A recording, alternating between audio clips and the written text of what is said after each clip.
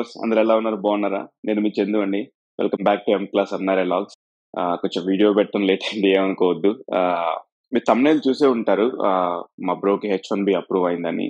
అంటే before concept లోకి వెళ్లే ముందు యాక్చువల్ గా అంటే మా తమ్ముడు యుఎస్ ఎలా వచ్చాడు, మాస్టర్స్ నుంచి పిహెచ్డికి ఎలా కన్వర్ట్ అయ్యాడు, అండ్ పిహెచ్డి నుంచి ఆఫ్టర్ పిహెచ్డి కంప్లీట్ అయిన తర్వాత ఓపీటీ ఎప్పుడు అప్లై చేశాడు, ఓపీటీలో జాబ్ ఎలా వచ్చింది, ఇవన్నీ కూడా నేను ఒక డీటెయిల్ వీడియోస్ అయితే చేశాను, 2 వీడియోస్. ఆ 2 కూడా డిస్క్రిప్షన్ లో ఉంటాయి, ప్లీజ్ చెక్ చేయండి. So coming to H1B approval వచ్చేసి తను 2022లో పిహెచ్డి కంప్లీట్ అయిపోయింది. కంప్లీట్ అయిపోయిన తర్వాత మాస్టర్స్ పిహెచ్డి అయిపోయింది. పిహెచ్డి అయిపోయిన తర్వాత ఓపీటీ అప్లై చేశాడు. డిసెంబర్ లో ఓపీటీ వచ్చింది. ఆ, వచ్చిన తర్వాత తను ఒక చిన్న కంపెనీలో జాయిన్ అయ్యాడు, సోలార్ కంపెనీ అది. అందులో 2023లో H1B లాటరీకి అప్లై చేశారు. లాటరీకి అయితే అప్లై చేశారు కానీ, అంటే లైక్ ఫస్ట్ రౌండ్ లాటరీ ఉంటది కదా, ఫస్ట్ రౌండ్ లో అయితే పిక్ అవ్వలేదు అనమాట. పాపం కొంచెం బ్యాడ్ లక్. కొంచెం ఫీల్ అయ్యాం, అంటే ఇంత చేసి కూడా చివరికి లక్ ఫ్యాక్టర్ మీదనే డిపెండ్ అవ్వాల్సి వచ్చింది అని కొంచెం ఫీల్ అయ్యాము. బట్ మళ్ళీ ఒక 2 months తర్వాత సెకండ్ లాటరీ తీశారు. సెకండ్ లాటరీలో మళ్ళీ సెలెక్ట్ అయ్యాడు. అప్పుడు పిక్ అయింది, సెలెక్ట్ మీన్స్ తన అప్లికేషన్ పిక్ అయింది. అప్పుడు ప్రాసెస్ చేశారు, అప్రూవ్ అయిపోయింది అనమాట. అప్రూవ్ అయింది కొన్ని రోజులకి కొంచెం ఈ లే ఆఫ్స్ ఇవన్నీ కూడా ఎక్కువ అవుతా ఉన్నాయి. తను ఉన్న చిన్న కంపెనీ అన్నమాట. సో ఇది కూడా మేబీ ఏమన్నా ఎఫెక్ట్ ఉంటదేమో అనేసి అప్పటి నుంచి జాబ్ సెర్చ్ చూస్తూనే ఉన్నాడు. చూస్తుంటే ఇంటెల్ లో డిసెంబర్ లో అప్లై చేశారు లాస్ట్ ఇయర్. చేసినప్పుడు వాళ్ళు లే ఆఫ్ ఫ్రీజ్ చేశారు అనమాట. అంటే సరే, లే ఆఫ్ అన్న హైరింగ్ ఫ్రీజ్ చేశారు. ఫ్రీజ్ అంటే అంటే వాళ్ళు ఇంకెవరిని తీసుకోవట్లేదు, అప్పుడే లే ఆఫ్స్ అన్ని ఎక్కువ ఎక్కువ అవుతా ఉన్నాయి 2023 ఆ డిసెంబర్ టైంలో. సో అందుకే ఎందుకులే ఇంకా మళ్ళీ అనేసి మళ్ళీ ఆగిపోయాడు. మళ్ళీ లక్కీగా ఫిబ్రవరిలో మళ్ళీ వాళ్ళే కాల్ చేసి 2024 ఫిబ్రవరిలో మళ్ళీ ఇంటర్వ్యూ షెడ్యూల్ చేసి ప్రాసెస్ చేశారనమాట. ఏప్రిల్లో తన ఇంటర్లో ఇంటర్వ్యూ ప్రాసెస్ అనేది కంప్లీట్ అయిపోయింది. 3 rounds ఉంటాయి, 3 rounds కూడా కంప్లీట్ చేశాడు సక్సెస్ఫుల్ గా. చేసిన తర్వాత ఏప్రిల్ లాస్ట్ లో ఓకే యువర్ సెలెక్టెడ్ అని ఈమెయిల్ వచ్చింది. అండ్ దాని తర్వాత ఆఫర్ లెటర్ రిలీజ్, ప్రొసీడింగ్స్ అన్ని స్టార్ట్ చేశారనమాట. సో ఇక్కడ ఏంటంటే ఆల్రెడీ తనకి H1B ఉంది కాబట్టి మళ్ళీ లాటరీకి వెళ్లాల్సిన అవసరం లేదు. సో వాళ్ళు ఏం చేశారంటే H1B ట్రాన్స్ఫర్ ఇనిషియేట్ చేశారు. ట్రాన్స్ఫర్ కూడా సేమ్ ఇనిషియల్ H1B ప్రాసెస్ లానే ఉంటుంది, కానీ ఏంటంటే చిన్న డిఫరెన్స్, నువ్వు మళ్ళీ లాటరీకి వెళ్లాల్సిన అవసరం లేదు. బట్ ఇక్కడ కూడా H1B ట్రాన్స్ఫర్ కూడా ఎలా ఉంటుందంటే మళ్ళీ నీకు ఎల్సీఏ అప్లై అంటే లేబర్ ఎల్సీఏ అప్లై చేస్తారు. దాని తర్వాత ఆ లేబర్ వచ్చిన తర్వాత మళ్ళీ అది లా ఫామ్ కి వెళ్తుంది. వాళ్ళ డాక్యుమెంట్స్ అన్ని కలెక్ట్ చేసుకొని మళ్ళీ యుఎస్సిఎస్ కి ఆ డాక్యుమెంట్స్ అన్ని సెండ్ చేస్తారనమాట. ఈ స్టెప్ బై స్టెప్ ప్రాసెస్ ఎలా ఉంటుందో నేను ఆల్రెడీ ఒక H1B step by step process ఎలా ఉంటుందో వీడియో కూడా చేశాను, సో చెక్ చేసుకోండి అది కూడా. సో ఎప్పుడైతే యుఎస్సిఎస్ కి డాక్యుమెంట్ సెండ్ చేశారో, ప్రీమియం అయితేనేమో 15 days లో రిజల్ట్ వస్తుంది. రెగ్యులర్ ప్రాసెస్ అయితేనేమో 3 to 6 months పడుతుంది, based on the timings. At the టైంలో ఆ ప్రాసెసింగ్ టైమ్స్ ఎలా ఉంటాయో దాని మీద డిపెండ్ అయి ఉంటుంది అనమాట. సో మా తమ్ముడికి అయితే 15 days లో H1B ప్రాసెస్ ట్రాన్స్ఫర్ కంప్లీట్ అయిపోయింది. వాళ్ళది ఇంటెల్ కి ట్రాన్స్ఫర్ అయిపోయింది. మొన్న మే 24th 25th జాయినింగ్ డేట్ అనమాట. జాయిన్ కూడా అయిపోయాడు. మీరు ఆ పిక్ చూసే ఉంటారు, అది అవుట్ సైడ్ ద కంపెనీ తీసుకున్నాడు అనమాట. ఇన్సైడ్ వాళ్ళు పిక్స్ అలౌ చేయరంట. సో హ్యాపీగా ఉంది. అంటే ఫస్ట్ అనుకున్నాము లే ఆఫ్స్ టైంలో కొత్త జాబ్ అవసరమా, మళ్ళీ అక్కడ ఎలా ఉంటుందో ఏంటో అని.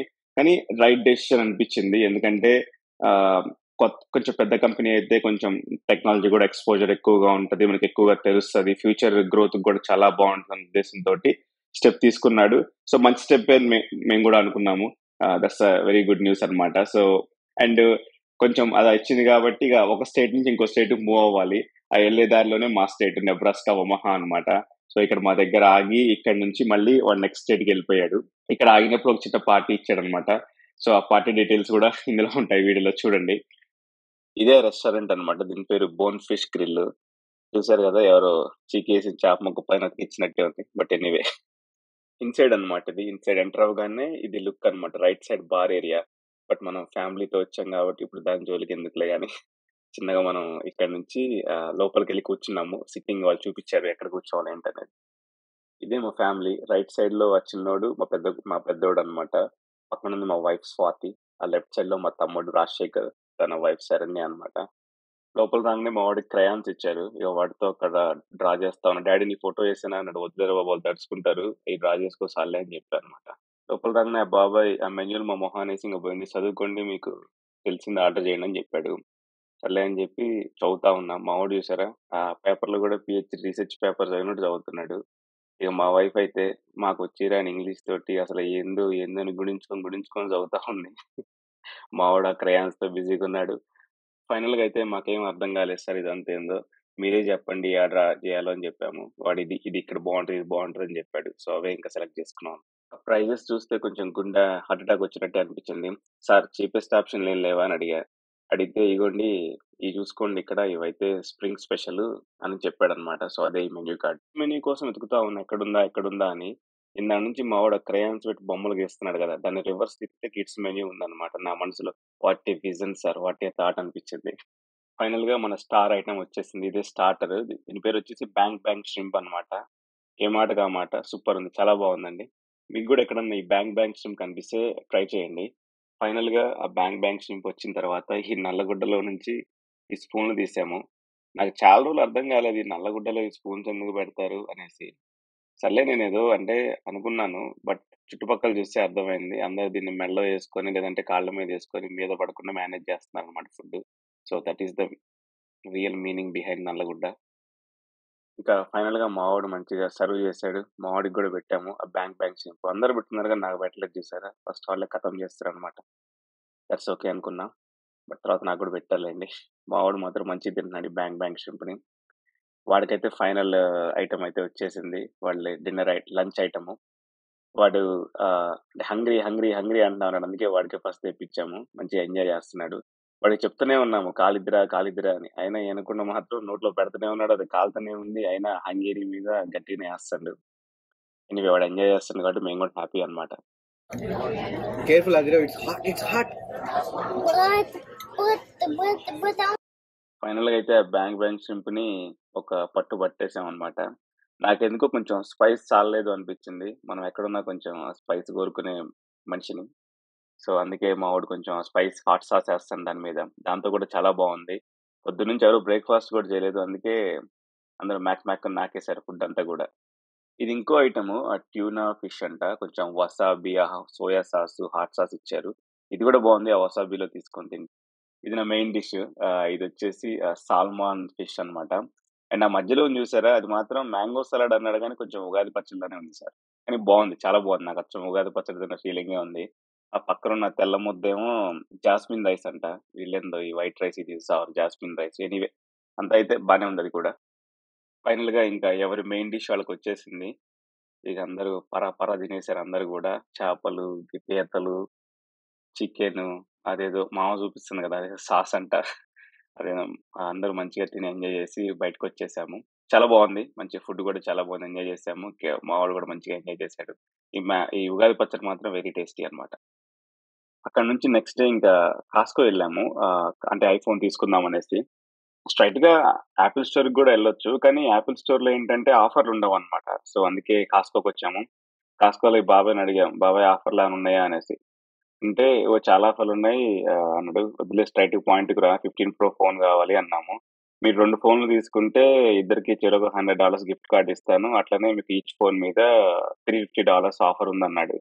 ఓహ్! వెరీ సౌండ్స్ గుడ్ అనేసి ఇంకా ఇద్దరం చెరొక ఫోన్ తీసుకున్నామన్నమాట. బట్ ఏది తీసుకున్నా సంతకాలయితే చేయాలి గదా! రిజిస్ట్రేషన్ పేపర్‌లో మనం ఫ్లాట్ మీద సంతకాలు చేస్తాం గదా! సేమ్ అన్ని సంతకాలు ఇక్కడ గూడా తీసుకుంటాడన్నమాట. ఇక్కడే కొన్ని ఇక్కడే ఇంకా కొన్ని ఐఫోన్స్, ఐప్యాడ్‌లు అండ్ ఎయిర్ ట్యాగ్‌లు, AirPods and Apple sound box ఇవన్నీ కూడా ఉన్నాయి. ప్రైజ్‌లు కూడా చెక్ చేయండి ఒకసారి. అండ్ ఇది ఐప్యాడ్ అన్నమాట. కొత్తగా రిలీజ్ అయింది. అండ్ ఇవన్నీ కూడా యాపిల్ వాచెస్ డిఫరెంట్ సైజెస్ అన్నమాట. ఫైనల్‌గా అయితే డెలివరీ డే వచ్చేసింది మన ఐఫోన్స్‌కి. యూపీఎస్ మామ చిన్నగా వ్యాన్ తీసుకొనొస్తా ఉన్నాడు. ఇక్కడ ఆగుతరా లేదా అని చూస్తున్నా. కానీ ముందుకెళ్ళి టర్నింగ్ తిప్పుకొనొచ్చి ఆగిందనమాట. ఫైనల్‌గా మనకి ఆ ఫోన్‌లిచ్చేసి ఇంగెళ్ళిపోతుండు బై బై చెప్పేసి. నాకిచ్చిన బాక్స్ ఇదే. ఫైనల్‌గా బాక్స్‌లొచ్చినాయి. అంటే నేను అన్బాక్సింగ్ వీడియో చేయనని జెప్పాను. కానీ మా వాళ్ళు "ఏయ్! నువ్వు చేయాల్సిందే" అన్నారు. సరేలే ట్రై చేద్దాం అని జెప్పేసి చేశాననమాట. నాకు అన్బాక్సింగ్ ఆ సెటప్ గూడా నా దగ్గరైతే లేదు. ఇది మా వోడి చిన్న డైనింగ్ టేబుల్ లాంటిది. దాని మీద పెట్టుకొని చేస్తున్నా అనమాట. ఫైనల్‌గా అయితే ఆ బాక్స్‌లయితే వచ్చేసినాయి. వాటిని ఓపెన్ చేసేసి చూసాం అందులో ఏమేమి ఉన్నాయని. మన ఐఫోన్ అయితే మనకి మంచిగానే ఉంది. మంచిగానే డెలివరీ చేశాడు. అందులో ఒక ఛార్జింగ్ కేబుల్ ఉంది. అండ్ 1 సిమ్ లేదని చెప్పి ఈ సిమ్ అని చెప్పడానికి ఒక పేపర్ ఇచ్చిండు. దానికెందుకో నాకు అర్థం కాలేదు. ఫైనల్గా అయితే దాన్ని ఓపెన్ చేసి చూసాము, వెనకాల 3 తలకాయలు ఉన్నాయి కొబ్బరికాయ ఉన్నట్టు. అండ్ అది టైటానియం కలర్, న్యాచురల్ టైటానియం. అదే కదా ఇప్పుడు ఐఫోన్ బ్రాండింగ్ కలర్ అనమాట. దాన్ని పెట్టే పబ్లిసిటీ చేసుకుంటున్నాడు కదా అంతా. ఫైనల్గా అయితే ఓపెన్ చేసాము. హలో సార్ అని చెప్పింది. ఓకే అని చెప్పి అంతా సెటప్ చేసుకొని ఇక స్టార్ట్ చేసాం. అంటే కొంచెం ఇది వీడియోస్ కూడా ఉపయోగపడుతుంది, వీలాగింగ్ కూడా అని తీసుకున్నాం అనమాట. ఇక నేను చేశాక నన్ను అన్నారని నేను కూడా ఊకుంటున్నా ఏంటి, ఇంక మా వాడిని కూడా నువ్వు కూడా చేయాల్సిందే అన్నాడు మా తమ్ముడిని కూడా. ఇంకా వాడు కూడా అన్బాక్సింగ్ చేశాడు అనమాట. సేమ్ అందులో కూడా అంతే, ఒక iPhone and charging cable, SIM లేదని చెప్పే ఈ సిమ్ అని చెప్పడానికి ఒక పేపరు, అండ్ మా వాడు కూడా ఫైనల్ గా వాడికి కూడా హలో అని చెప్పింది. వాడు కూడా సెటప్ చేసుకొని మంచిగా ఎంజాయ్ చేసుకుంటూ వాడు కూడా వెళ్ళిపోయాడు. Thank you for watching M class NRI logs. మీరు ఇంకెవరైనా మా ఛానల్ సబ్స్క్రైబ్ చేసుకోకపోతే please like, share and subscribe to M class NRI logs. అలానే మళ్ళీ నెక్స్ట్ వీడియోలో కలుద్దాము. Until then take care and bye bye అండి.